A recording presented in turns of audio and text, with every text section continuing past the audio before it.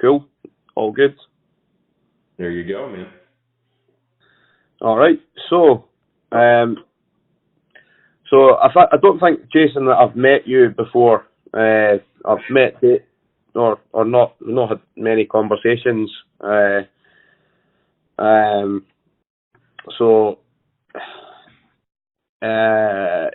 probably just start. David, we've had a few conversations on the Slack, and I've known Mike for probably, God, it must be a couple of years now that we've been doing this Slack thing. So just to kind of introduce myself, who I am. So I'm Malcolm Booden. I'm basically 15 years in IT. Started after graduating university in around 2003 with a network computing degree. Funnily enough, probably one of the few people in the world who does what their degree was actually in after university. But there you go, network computing degree, and end up working in networking. So I'm a rare breed from that perspective, I guess. So started my career, worked for a construction company for around 6 years till about 2009. Started off in like IT help desk, moved to service desk, whatever you want to call it. Moved into like field engineering, and then moved into like network admin after that, which was kind of like two year stints in each of those. I then kind of like moved on to the service provider, co-location data center hosting, working for Cisco partners in various positions between 2009 till around 2009 till around October last year. So good 8 or 9 years in the ISP, VAR, co-location data center hosting space. Various positions like sort of engineer, consultant, architect, dog body, whatever you want to call it. But over the last hey Malcolm, I'm sorry to break in. I think we're losing you, man. Yeah, we're losing you. I mean, Can you hear me? Can you hear me now? Oh damn! Yeah. Now we're. Must have been. I was holding my phone, so sorry about that, guys. So basically 6 years at an enterprise construction company, jumped the fence over to the ISP, VAR, co-location, Cisco Gold Partners, all that kind of stuff, various roles, engineer, consultant, architect, dog's body, the person that people go to when it hits the fan kind of thing. So the last 5 or 6, well, probably more than that actually, probably about the last 7 or 8 years now, I've been doing like more design and architecture, but I've got a lot of experience like doing implementation of projects across pretty much the full technology stack. So LAN, security, wireless, data center, everything apart from UC basically. So CCDE, certification wise, obviously I've got as I mentioned, I've got the degree in network computing. Certification wise, I've got CCNP, CCDP prior to going for the CCDE, but I didn't have a CCIE. Really just didn't. I don't even know why. I just didn't pursue the CCIE. Probably could have, should have, and all that kind of thing. But where I was in my career when I embarked on the CCDE journey, as I was kind of working in like pre-sale systems engineer, network architect type role, and I was kind of doing like escalation work. So if something wasn't working in a project or operational support kind of stuff, and if there was like a attack case that needed like really pushed through to resolution, regardless of vendor, for example, I would get involved in that kind of stuff. But I wasn't really doing like CLI day to day. So at that time, I kind of wanted an expert level certification, and it didn't really make sense to me then, or it made more sense in my head to go for the CCDE rather than the CCIE. Yes. So that's kind of like the whirlwind background where I am, or where I was, where where I am now, and somewhere in between that, I passed the CCDE somehow. So, somehow, yeah, still don't know how, but so the background to the CCDE then. So I was thinking about it actually for a good probably about 2 years before I even committed myself to it. And what happened in around, oh god, it must have been, it was actually around the late end of 2014. I was negotiating a job opportunity, that I was offered a job, and I basically negotiated as part of the package, one, to start in the role in March 2015, because I had some projects that I wanted to wrap up, and secondly, I said that I wanted to do the CCDE, so they helped me with some, time off and study and all that, and ended up having to repay it all anyway because I left. But that's a story for another day. So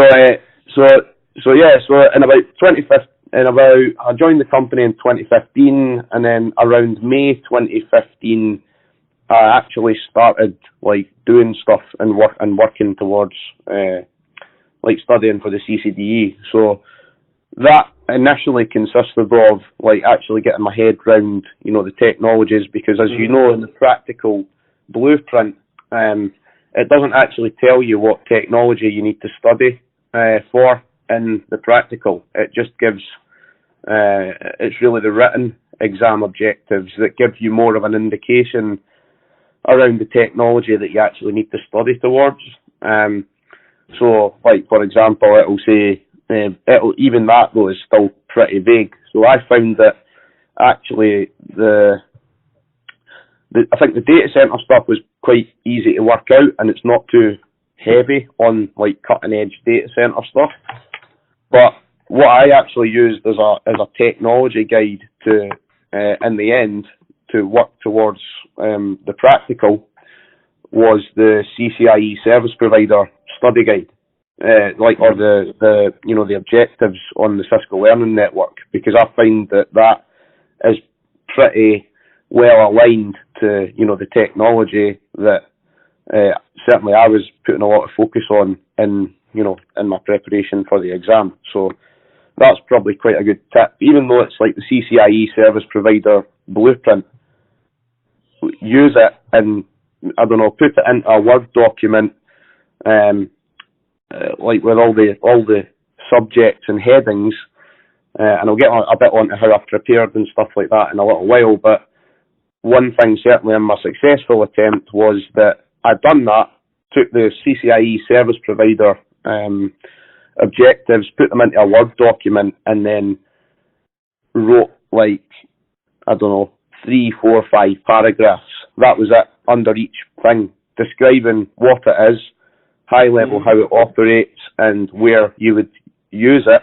And also I would say probably, so if you're talking about routing protocols, so IS to IS versus OSPF, you would write OSPF can do X, Y, Z, blah blah blah, three or four paragraphs, and then say within a service provider environment, the IGP alternative, which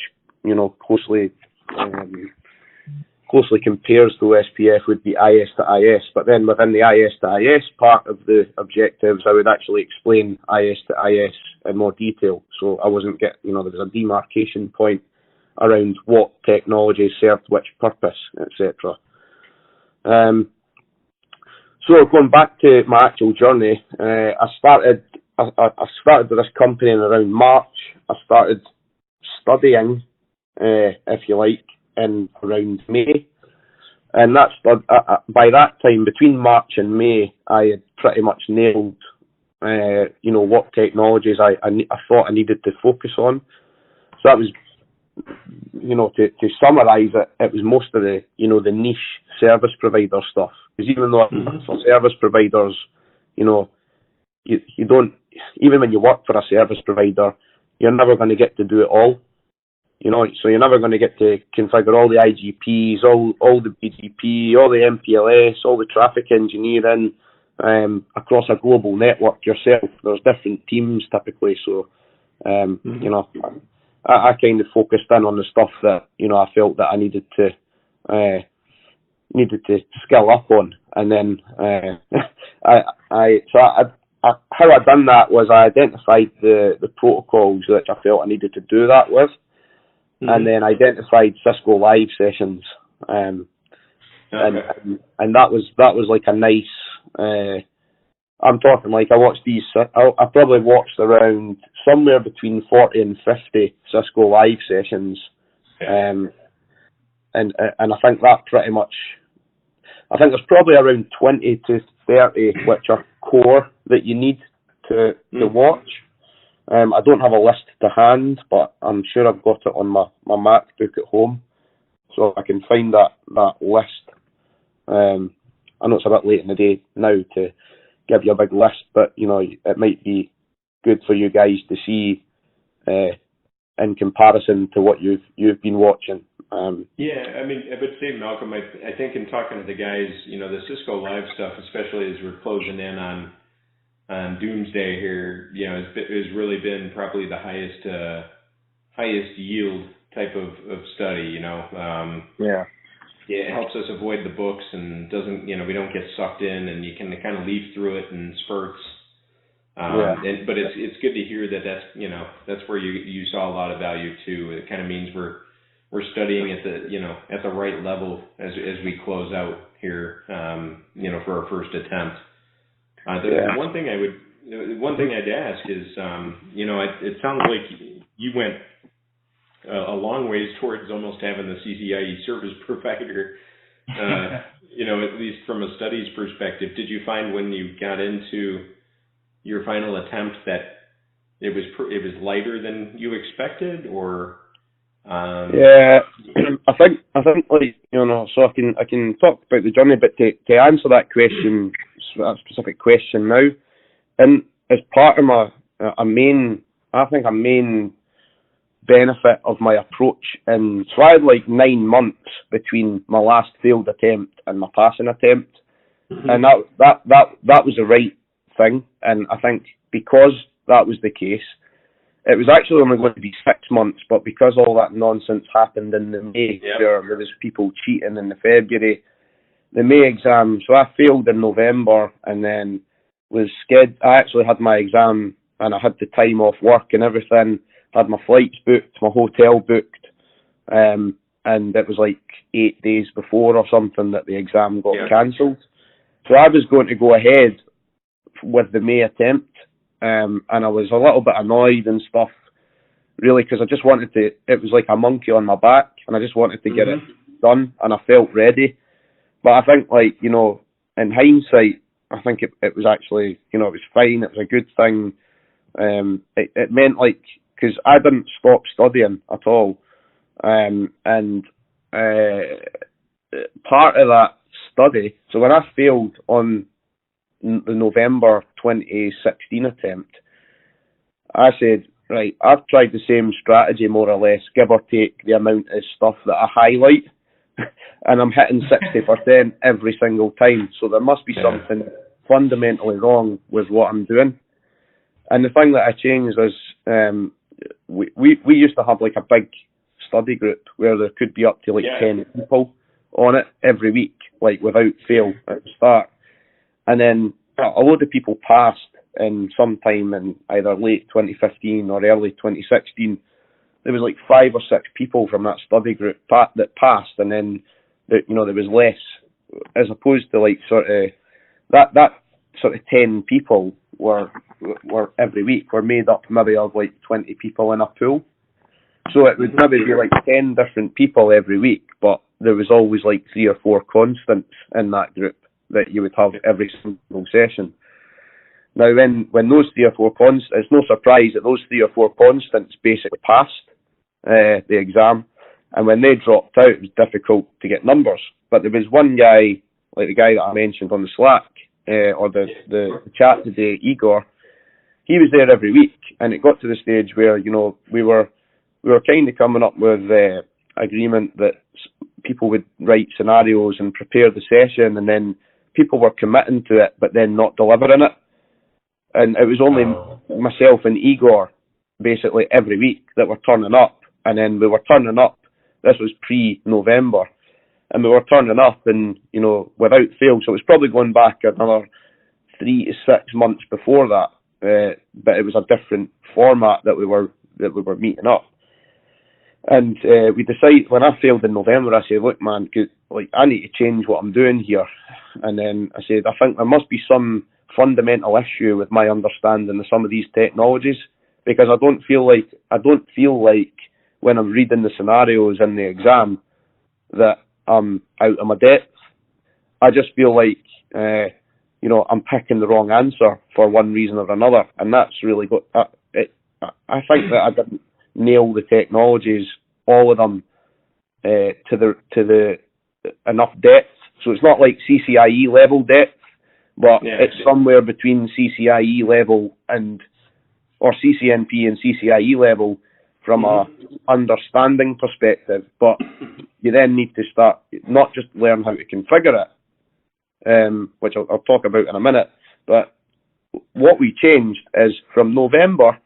And the other thing is, like, you know, then people started saying, well, you know, I'm not going to attempt it in February because it's Christmas and all that, and which is understandable. People want to be, because, you know, I was going to go for it, and I had a kid in like the January, so if I didn't, I probably would have foolishly went ahead and tried to do that in February as well, which I'm glad I never. But what Igor and I decided that we would do is we said, do you think that you know everything about IS to IS? And it was like, be honest. And it's like, no. Right, so what are we going to do? Right, next week, this was like the week after, like, or 2 weeks after I failed the exam, I said, I'm just getting back on the horse. There's no point in taking a break. I know what I need to do. He didn't have an attempt. And what we've done is we went on a WebEx every Saturday and Sunday. He got up early. He got up at like 6 o'clock in the morning in Canada, which was like 11 a.m. my time. So I would be 11 till 2 p.m. and he would be like 6 till 9 a.m. Every Saturday, every Sunday, plus some ad hoc sessions. And what we've done was we built up service provider topologies, like layer by layer. So we said, right, let's and it was just in GNS3, and it was like maybe anything from 5 to 8 routers in the topology. I was doing all the configuration the majority of the time, sharing it on a WebEx, and it'd be like, right, how does IS to IS work? Right, let's set up neighborships. Then it was like, right, let's do an a transition, multi-topology IPv6 transition. Let's do single topology versus multi-topology, wide metrics, what breaks it, what doesn't break it. But we would maybe spend like 3 hours on that subject on the Saturday, and then on the Sunday we would then go over, you know, like the frameworks that were prepared for all of the sessions. We would maybe go over like the IS to IS framework that was prepared for the Slack group. And then the following week we would maybe do like a scenario, like something out of definitive MPLS that we knew had IS to IS in it. So we totally like turned the strategy on its head from like just reading about protocols, because that's all I was basically doing before. I was just reading over and over and over. I was watching videos over and over and over, but it was just like watching the same stuff all the time. And we added a lot. It wasn't, don't get me wrong, it wasn't like spending like hours and hours and hours labbing and trying to work stuff out. There was 1 or 2 things like that. So for example, I think one time we done a lab which was like IP, it was RSVP over IP with static routes, just to see if it would work. But then we would maybe spend like an hour and a half on that and then move on to the next thing. And then we're like, right, we're pretty fine that we've solidified that concept. But the other thing that we've done is we took it, once we had worked out IS to IS, we said, right, we built these topologies up and we said, right, let's now enable MPLS and then add VPN v4. And then we said, then now let's add VPN v4 route reflectors. within a single AS, and then it's like, now let's add like another routing domain and do like an ISP merger and run inter-AS option A, B, C, D, and then run through, with redundant links, with a single link, etc., etc. So it was like building up like a layered topology. And I think once you get like into the groove, it wasn't like, that's why it didn't take like ages, figuratively speaking, to just think of labs, because it just came natural to us. And I think because we done that and we were doing build, troubleshooting, and then talking about it from a design perspective based on like mainly definitive MPLS, that was and INE were the most challenging scenarios. So I'll hold off a minute there, and if you guys have got, so that's, if you guys have got any questions about that, then happy to. Hey, David, Jason, you guys have anything? I mean, I've got a million questions, but I want to give you guys a give you guys a shot here. Go ahead, David. Did you say something? What? No, I'm just listening for now. Oh, okay. Hopefully you can understand my dulcet Scottish tones, and if I'm speaking too fast, just let me know. No, it's okay. I mean, it's great, man. It's great.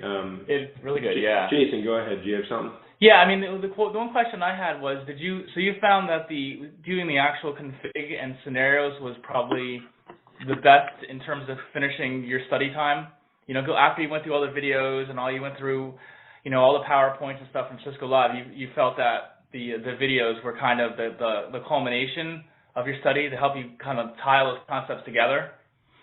I think that's what got me over the line, to be honest. Okay. So the simple combination, and Nick and Nick Russo, I never admit this to him, but he was saying to me, I tried, because I wasn't doing like labbing and stuff every day because I was working in like an SE role.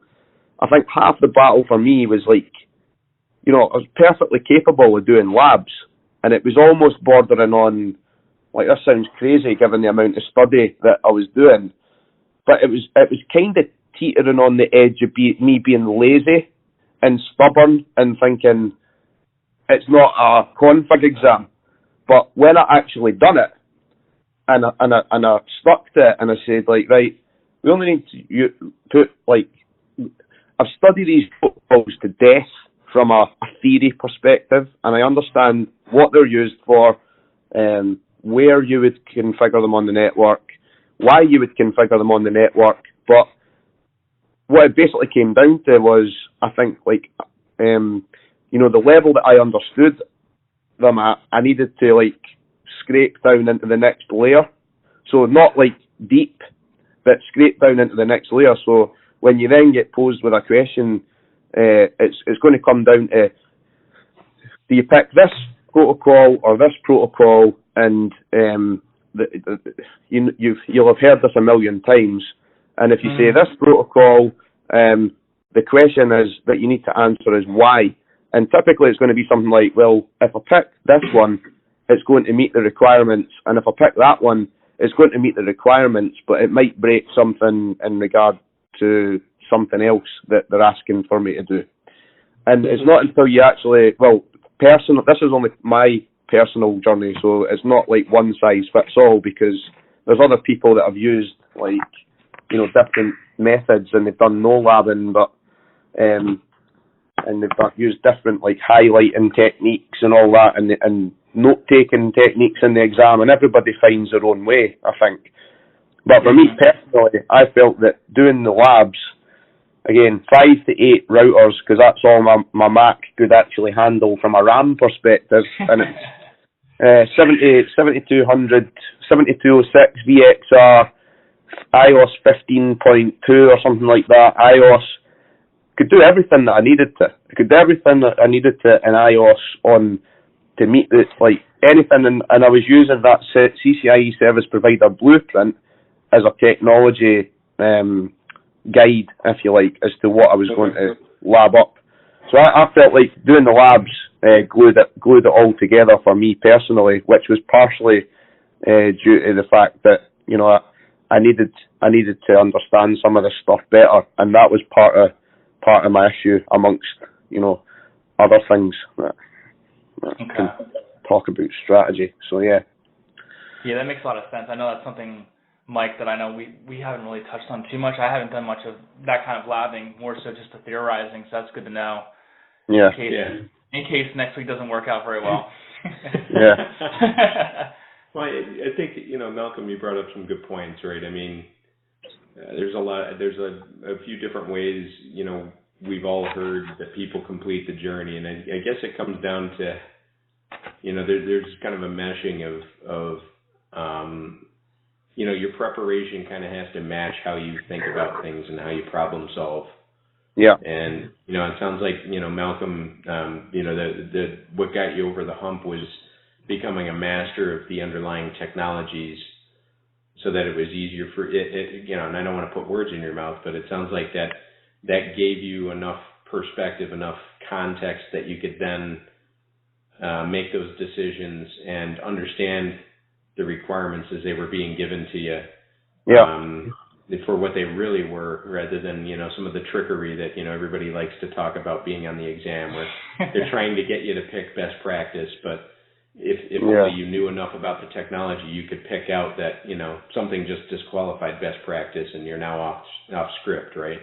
Yeah, So, I mean, to put it into perspective, right? So exam attempt 1 to, like, you know, I hit 60% in every failed attempt that I done over like a 2-year period, and obviously had a few attempts, but I didn't sit at every opportunity. There was like 9 months of like almost reassessing my whole mindset and strategy around, you know, and one thing I'll say, guys, is like it's a humbling experience. Like, regardless of whether you pass first time, second time, third time, whatever, it's a humbling experience, and you need to be really honest with yourself. So if it goes well, great. If it doesn't, it doesn't really matter. But what matters is you have to say, am I really ready for this, or what do I need to attack? Like, and I need to reassess. And I'm like stubborn Scotsman, just like, you know, I've been designing networks for 10 years. I've worked in every like vertical probably that's there. I've worked on every technology, blah blah blah. But none of that matters. What matters is, like, you know, you understand the technologies in this exam to a pretty low level. So I would say, you know, Cisco kind of pitch it as it's a high level design exam, and it's not a low level design exam. I would say it's somewhere in between the middle. It's kind of like a medium level design, if you like. Yeah. So okay. Yeah. So taking it. Yeah, I mean, if like it's the old chestnut, like when you're looking for like an MPLS engineer and you get all these CVs saying that, you know, that they know MPLS, and you actually ask them what MPLS is, and they say, oh, you connect like the router at the site with BGP to like the service. That's not MPLS. So, you know, like the high level when understanding what something is, but then you don't need to like go into the like bits and bytes and say, you know, understand detailed low level config. I think personally that helps me, but if you've already done that kind of work in your career or whatever, then you might find value in, like, I don't know, refreshing yourself on some configs or doing a quick lab or whatever. But I've probably spent more time on the labs than your average punter, as you say. Yeah. Yeah, no, and I think that's, hey man, it worked. Yeah. So, Yeah. And I think that's the thing. I mean, there's, this is my first time actually talking to you, Malcolm. I mean, we've had plenty of chats and spirited, discussions on Slack and River and all that stuff, but I think I was always impressed by how tenacious you were on this, and talking to guys who studied with you in that group, they all said the same thing, like nobody deserved it more, man. So it's good to hear that the hard work paid off and everything.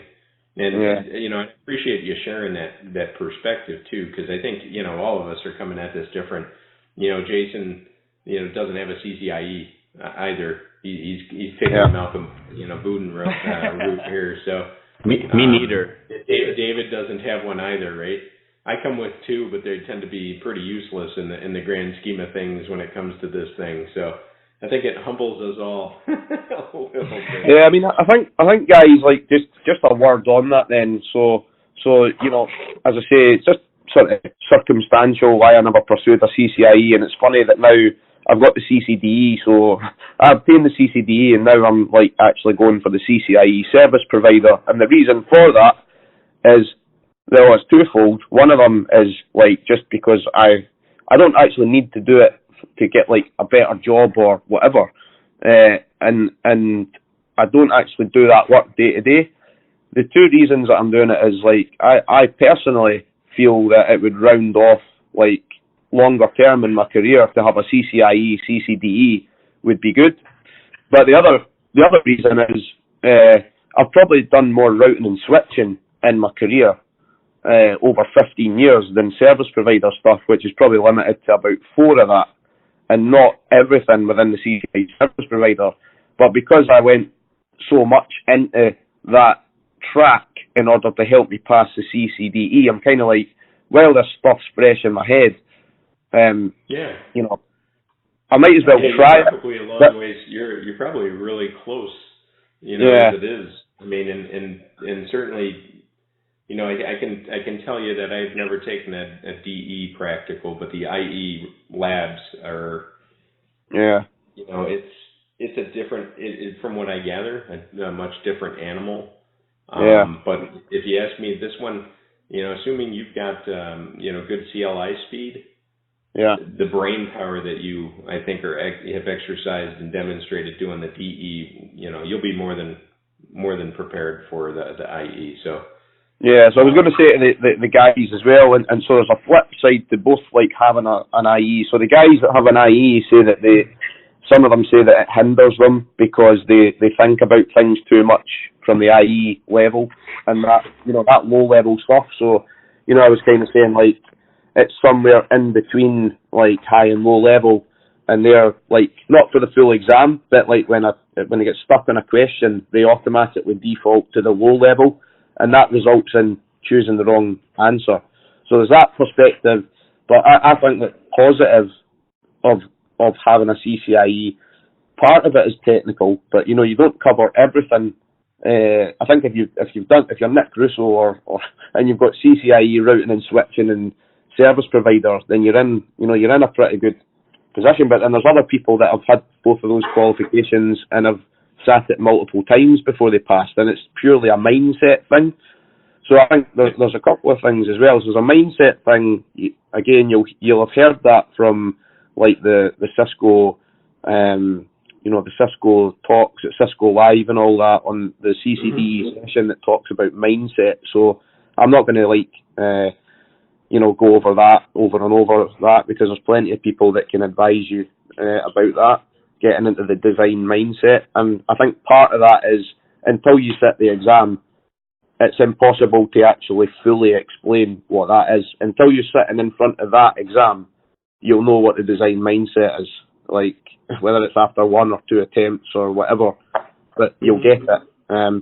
But the other thing from the so some people who are the CCIE think that it hinders them, but I think it hinders them more from a technical mindset perspective, so they get sucked into the detail.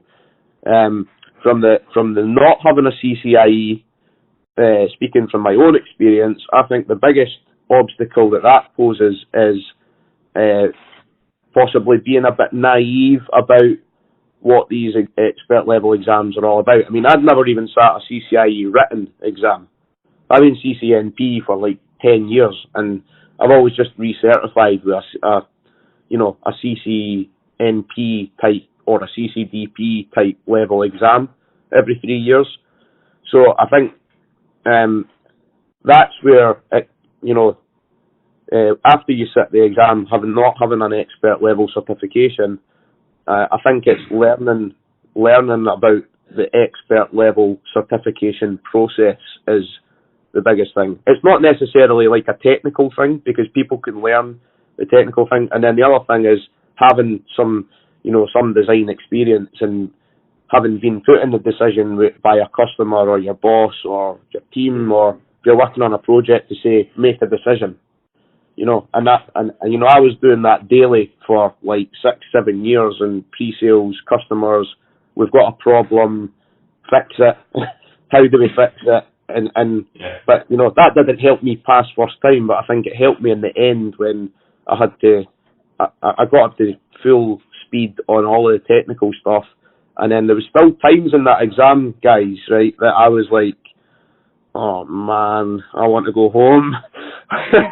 Honestly, like, it was like, see, like, by the way, like, you have the 4 hours in the morning and then you have your lunch, and I didn't want to eat and I forced something down, and I was like, but the funny thing was, I felt like in the first 2 scenarios like I was cruising, and then I came back from lunch and I got this scenario that must have been a new scenario or something, because it had all this stuff in it that, I'd never even seen in the real world, and I was just like, I got a bit overwhelmed, and I honestly felt like walking out, and I thought, this is only going to last, this scenario is only going to have up to 35 questions.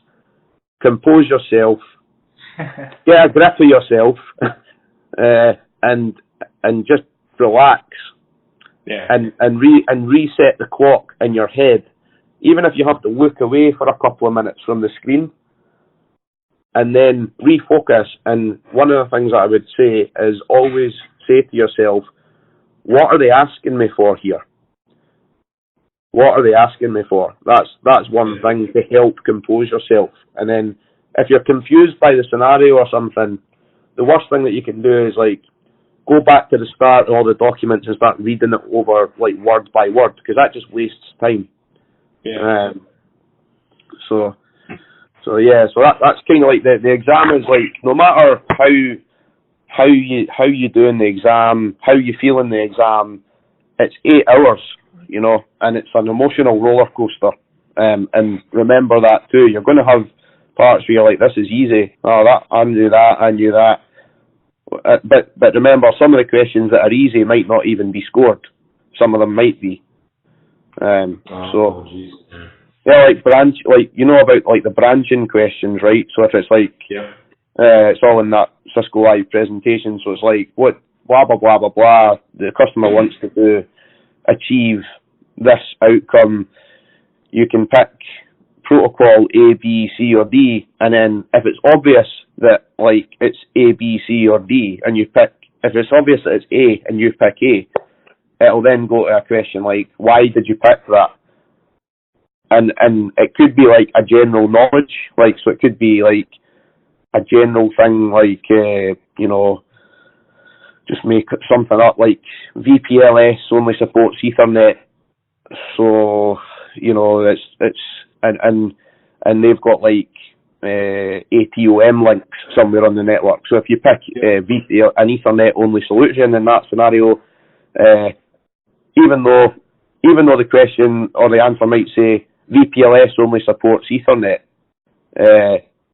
like if it seems like obvious, even though that's factually correct, it might be incorrect in the scenario. But you might have got the first answer correct, but no points for it, because the second answer was where you got the points to justify it.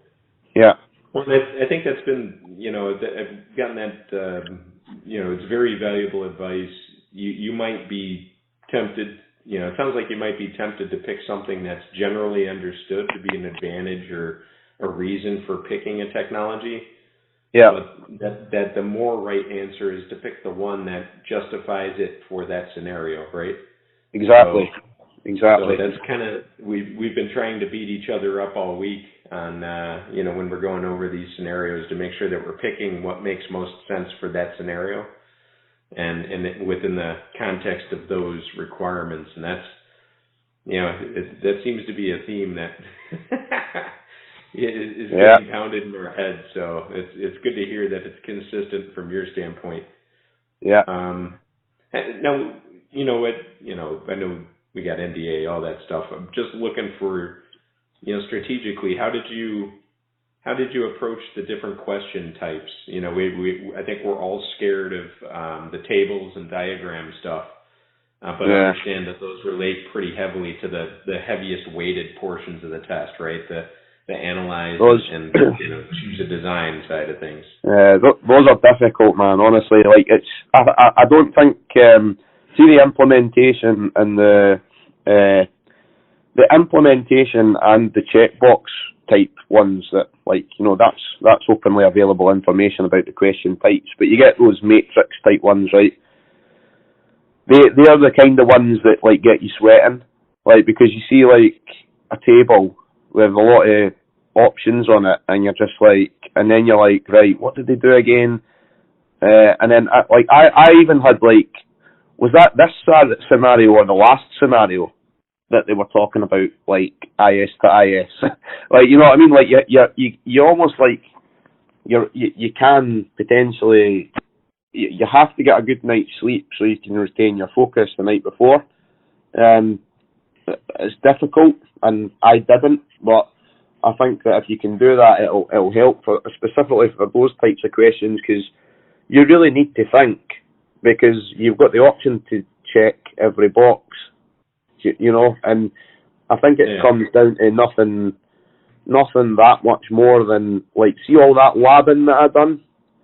I think, those check boxes, I was just well, that's not right, that's not right, that's not right, that protocol can't actually do that, or that protocol doesn't, version of that protocol doesn't meet that requirement in this scenario. And it was almost you're still never totally sure, but if you feel pretty good about the majority of stuff that you pick, for me, it was, I think, when I had those scenarios on my failed attempts, it was sitting there humming and hawing, whereas on the last one, it was I was a lot more decisive about every question all the way throughout the exam. Yeah. So I think that the implementation ones, the logical approach to any kind of implementation plan is to, if you're going to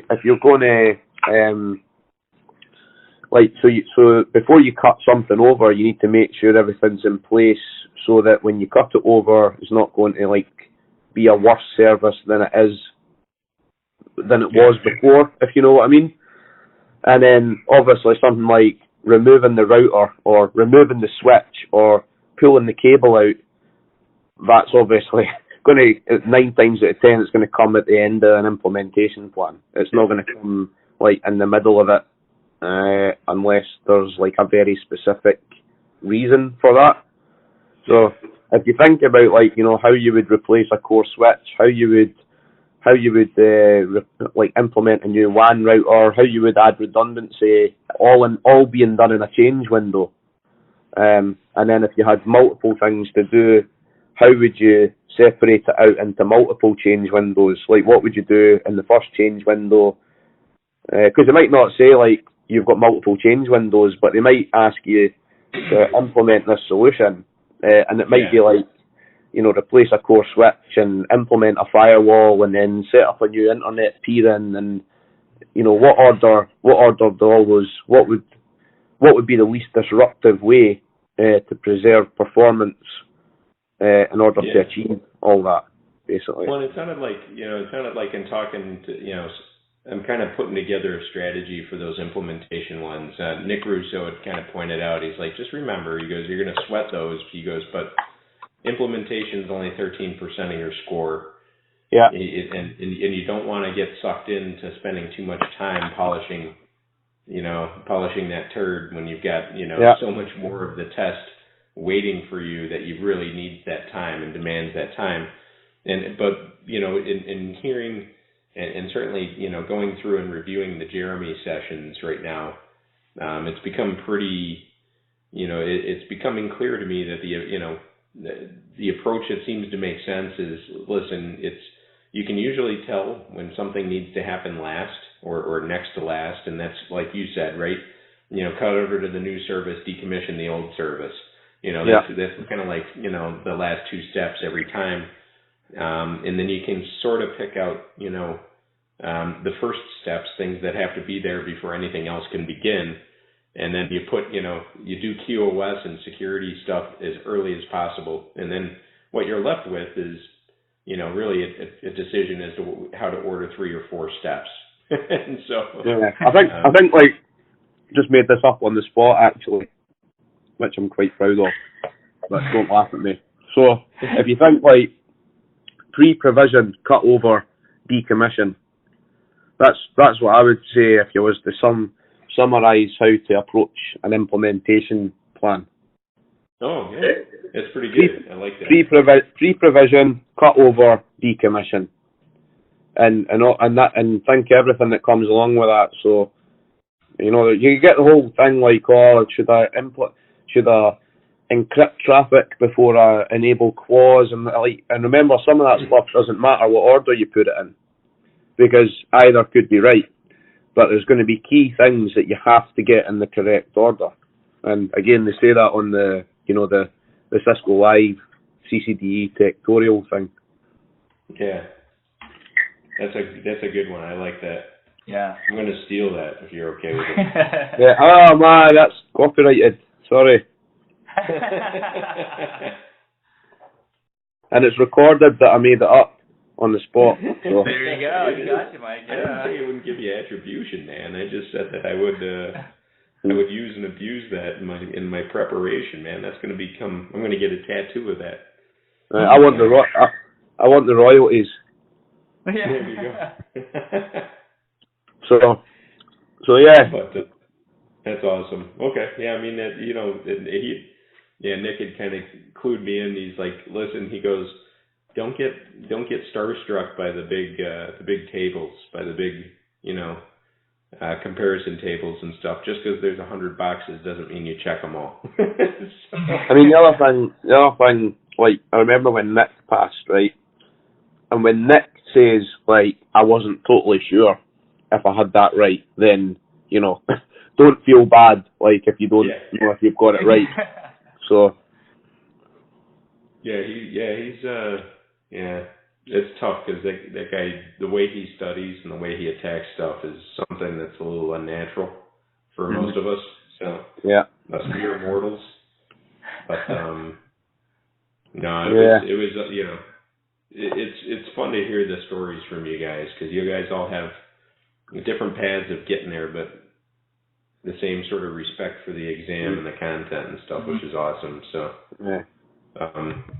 No, I mean, it's definitely like, like looking back on it now, like it was so hard to get like motivated in the final exam. I was like saying, I'm not doing this anymore if I fail. Like I was at that stage, but I was kind of saying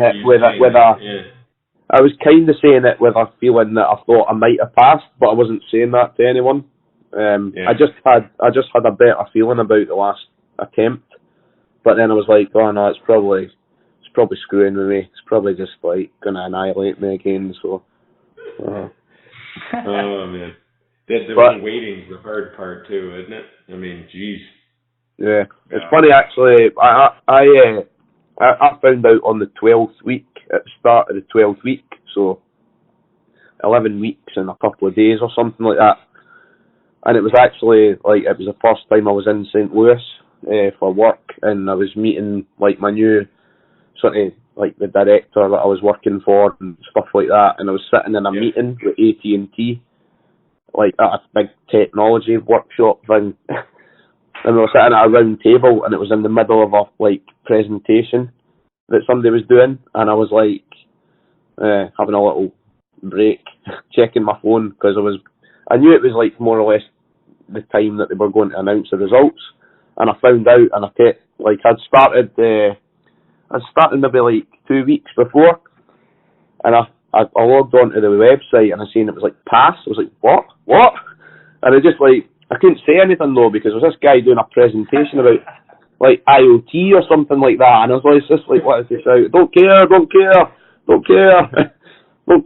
IoT. Just pass the CCDE. So, I text my like he was sitting like 2 places along from me, and I text the guy that like hired me. I said, because he knew that I had sat the exam and I was waiting on the result, and I said just pass the CCDE, and he texted me back, hope you're not wanting a rate rise. I was like, yes, yes, I am. Yeah, well, so no, that's awesome. But yeah, it was kind of funny. 3 months later, I check my phone and I just get into the website and it says I pass. I immediately would you wet my pants. God damn it! But I don't care. I pass. I mean, it will be just automatic. The other thing was that was the first exam sitting that they extended it to like 3 months after the exam. Every other time found out right after. So I was like, they'll probably do it early, and it was like not like 12th week, and I must have checked every day from like every day, quick log on. It's like maybe today, and I think I actually left it for a couple of weeks where I never even logged on, and I kind of wanted to be at home like with my wife and my kids and that when I passed it, and I was like, it must have been about 4 o'clock, so I like then text her. She goes to her bed early, and I text her. I was like, just pass the CCDEs like on WhatsApp. And it's like, unread. I'm like, wake up. So, and then she texts me back in like the middle of the night when I was sleeping, so then I spoke to her the next day. So, and then she was like, alright, so I get to see you now. I was like, well, like, might do like a CCIE now. She's like, no, you're not. So, my wife calls herself a certification widow sometimes. Yeah. So that's it. So anyway, guys, I'll get back to the stuff because I want to make sure like cover everything. Well, yeah. So Malcolm, I mean, given that you had a couple shots at it there, how did you find the time management side of things? Did you find you were under the gun for? Yeah. So this kind of like goes into the strategy part then. So first time, just absolute joke, like ran out of time in every scenario, but no other reason than I went into the exam. You get a whole load of documents. I read every single one because see, when I do my job, if I say to a customer, can you send me all your configs and your network diagrams and your existing design documentation, I'll sit and read it, and I'll maybe have like 3 weeks or something to, maybe a week, maybe 2 or 3 weeks or whatever to like look at the existing environment and then go back to them and ask questions and all that. So just out of habit for doing that kind of role for so long, it was like, right, here's some design documentation. I'm going to make sure that I know what this customer is looking for so that I make sure that I spec up the right solution. And what you just need to do is go, no, this is an exam. Find out what you need to know. I don't care if like if the best practice solution and the best thing for the customer. I need to understand what they want me to do. So if you spend like 40 minutes out of 2 hours reading documentation, and then you have to answer 35 questions where some of them might take you 5 to 10 minutes because they're like large, then you're going to run out of time, and that's exactly what I done. So, and then I was like taking notes, and I was redrawing diagrams that were already on the thing. I was highlighting everything, highlighting too much. So instead, like we talked about this on the group, Mike, where if you highlight too much, everything's like yellow or everything's like whatever colour you pick. Pink, if you want to do that. I think they've got a pink colour, but if you want. But some people actually do that. Some people who have passed have actually highlighted like business requirements and constraints in pink and technical requirements and constraints in green and like other stuff in yellow, and they've got like a system and it's worked for them. I don't personally think that that's a good system because I think it's just time consuming. So I spent too much time highlighting, too much time reading, too much time dwelling on questions, because you will dwell on some questions too, because you'll just get to the point where you're like, I just can't make you're probably tired, and you're just like, I can't make my mind up whether A or B is the correct answer here. I just can't make my mind up. And then you sit and you dwell and you worry, and this is the thing. See the question types other than the implementation. Even those sometimes aren't, unless it's blatantly obvious, aren't always clear if it's an implementation or a, whatever the other you've got categories are. Analyze, design, implement, and validate. Yeah, so the validate one as well. I figured, I think in all of my attempts, the validate one was something that I justify in my answer and understanding the technologies as to what they do. I think so the validate's why did you do that? And I think I got my best mark in validate all the time. The only problem was that I was probably falling down in the analyze or develop. So I was validating my design and getting high marks on that, but the design that I'd actually proposed was incorrect. So I was getting low marks on that. So and then validate is a lower mark, I think, as well, the same as implement. So that implements 13% and validates 12%, and so the rest of the exam is I think it's 39 and 36. Yeah. So that's the thing. Even if you get 80% on validate, it doesn't really mean much. And well, it does, but you know what I mean. It doesn't mean as much in the wider scale of the exam. It's not if you get 20, if you get 5, 10, 80. It's not on average you've passed. It's it's the weighting. So I think if you start thinking about all the weighting and the different categories, and then when you're in the questions and you start saying is that an analyze or is it a develop? I think you're just wasting your time with that. Just look at what the question is and try and answer it and don't get too bogged down on what type of question it is. Some of them will be obvious what they are, but I mean, what does it really matter? Because you've only got 8 hours to get in there and get out, which sounds a long time, but it's not. So the first, just to go back to the question and to fully answer that. So first time, spent too much time on it, ran out of time. It's a bit better in the following attempts, but the last attempt, I think I think that's why I just automatically thought I failed. I don't think I managed to. You know what happened on the last attempt where I passed? I got to the very last question of the exam. All the other scenarios, I was either, had maybe a few minutes to spare, but see, even if you've got 5 minutes to spare and you've got one question left and you think, and say it was before lunch. So you've only got 2 end points. You've got the before lunch one and then the end of the day one, unless you put the pressure on yourself to finish before 2 hours in the scenario 1 and 3. And I suppose that's a good practice to work towards not taking any longer than 2 hours for scenario 1 and 3, I would say. Yeah. But you can get a question that completely throws you, and if you dwell on 2 or 3 questions and then for 10 minutes each, that's 30 minutes. You've got to always remember that, and when that clock starts ticking down, that's what gives you the cold sweats when you're right, I'm 2.5 hours into scenario. I'm 2.5 hours into this exam and I'm still on scenario 1, and you know that scenario 2 is coming, and then you've only got an hour and a half to read all the documentation, and then answer all the questions. So you have to kind of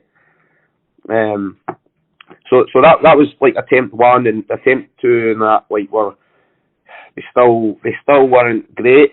And in that 9-month period that I was talking about between the November and the August when I passed, I focused, aside from the stuff that I was doing with Igor, on the labbing and all that, in my own time, the biggest thing that I worked on was not perfecting, but increasing speed reading, and highlighting words and then reading the words and tying them together.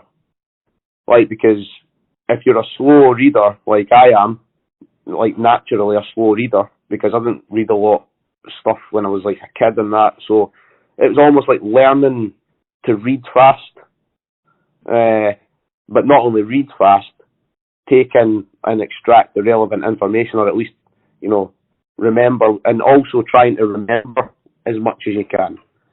Yeah. Like, so the optimal scenario, and Daniel Dibb, he must have like a brain like a magnet, because he said he never highlighted anything, he never took any notes, and he passed on his first attempt. Wow.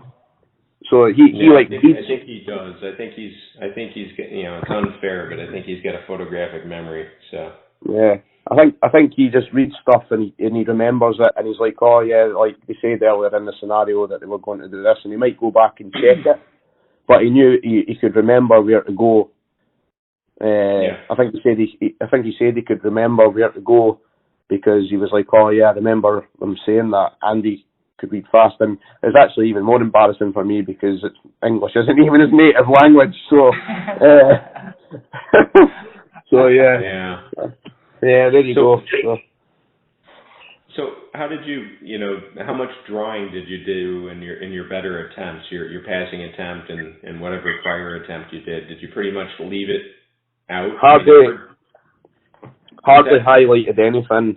I did highlight stuff, but drawings. No, I like, again, it was another conversation like that I had with Nick, and he was like, "Why are you drawing stuff out, man?" Like, and I was like, "Just so like I've got it right next to me, and I don't have to go and find it." And he's like, "But it would be better, like if you spend like 5 minutes drawing a picture. Maybe if you do like the only sorry, that's what." So, and he's correct. So if you have a diagram on one of your bits of documentation, and then you've got diagram on a bit of your documentation, and then you go and draw that exact diagram, that's a waste of time. What's not a waste of time is if you've got a diagram, and then it gives you, like, I don't know, another diagram that might say, pick one of these options. If you want to, like, quickly draw out, like, 2 clouds and a couple of routers, and then work out, like, if I enabled OSPF and change the cost to 10, and you quickly sketched out, like, a solution, like as if you were in a whiteboarding session, yeah, I don't think that's a waste of time. But I would still say, only do it if you need to do it. Don't get into the habit of doing it all the way throughout the exam, or you'll run out of time.